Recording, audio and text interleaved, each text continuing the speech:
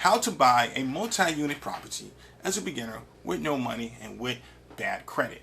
I want you to understand that the power and the real wealth is investing in multi-unit properties. It's not in investing in single family homes. Grant Cardone talks about this a lot and how the return is so little when it comes to investing in single family homes.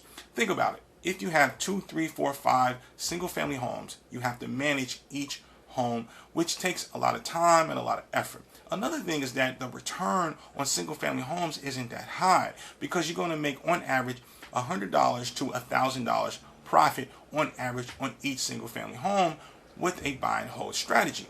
Now, I know this may sound counterintuitive, but you have to start small. Now, I would say that you really want to start off with a single family home, but under the context where you buy it, renovate it, and sell it. But we're going to get into that very soon. By the way, while you're here, hit the subscribe button to get wonderful content just like this. The only thing I want to say is that you have to understand there's a set formula to how you invest in real estate, because this formula is what guides you as you go out there looking for deals, as you go out there looking for debt for your homes, as you go out there looking for equity for your homes. This is the formula that every single investor goes by. There's no other way to go by investing in real estate. The formula is this: every single time you buy a house or even a multi-unit property, the formula is the same. You're always looking for discounted properties or discounted deals, and the average price of a discount is anywhere from 20 to 25%, right, of profit within that deal. Now, we're also going to discuss that further down the road. Number one, you have to fix and flip starting off as a beginner. Now, I know that sounds like something you may not want to do. I know you may not have time to do it, and you're probably thinking right now, I don't even have the money to start off doing it. I don't even have the knowledge to start off doing it. I get all that. But I just want you to understand this idea first. Do not go into investing in real estate as a beginner to buy and hold a single family house. Do not do it. The only way to really think about this is this: how can I make the most profit that I can to put the profit into a deal that's bigger? You have to be getting into big deals. Now, the deal size gets bigger every time you make a flip. Now, let me explain the numbers here. So let's say you buy a single family house, right?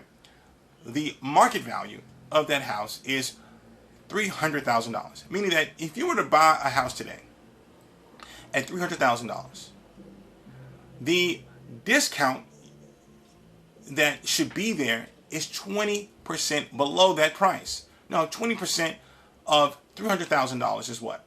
It's $60,000, right? What does this mean? It means that the offer you should be submitting to that seller is $240,000. Why? Because the 20% of profit is there for yours, for your own pocket. You're going to make $60,000 on that flip. Now, the other issue is that you have to look at the construction that you have to have in order to rehab the house. Let's say the construction for this single family house is $40,000. Okay, so now the offer you're going to submit is what? You tell me. It's going to be $200,000. That is the offer you submit to the seller. That's the formula. That is how to do it. The offer is $200,000. Why? Because it's going to cost you $40,000 to renovate. Number one, it's going to cost you, you're going to make $60,000 in profit. That equals $300,000. You just looked in the last 6 months in that neighborhood to see what homes have sold for. The last 6 months what homes have sold for is $300,000. So you know you're going to sell the house for $300,000. Now, what happens is that you're going to come to the closing table on average with 20% of that money. 20% of $200,000 is what? $40,000, right? $40,000 is what you got to come to the closing table with to purchase this house at $200,000. I hope you're staying with me now. Just stay with me for a second here. The offer you're submitting is $200,000. You have to come with your deposit, with your down payment of 20% of this. That's $40,000. I'm going to teach you how to get the money very soon. Just stay with me. Now, with that being said, let's say you go off and sell the house. You renovate the house, The house looked pretty. You've got nice doors, nice walls. The roof is good. Everything looks good in the house. You're like, it's ready to go. You spent the $40,000 that you got to have to renovate the house, right? You renovate the house. The house looks immaculate. You put it back on the market. You sell the house for $300,000. Tell me, how much money are you going to receive after that $300,000? You're going to receive the $60,000 in profit.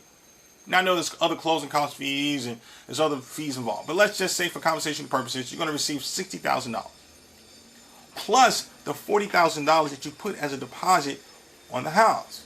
So how much cash are you going to have in your bank account at that time? $100,000. $100,000. Now, with that being said, stay with me now.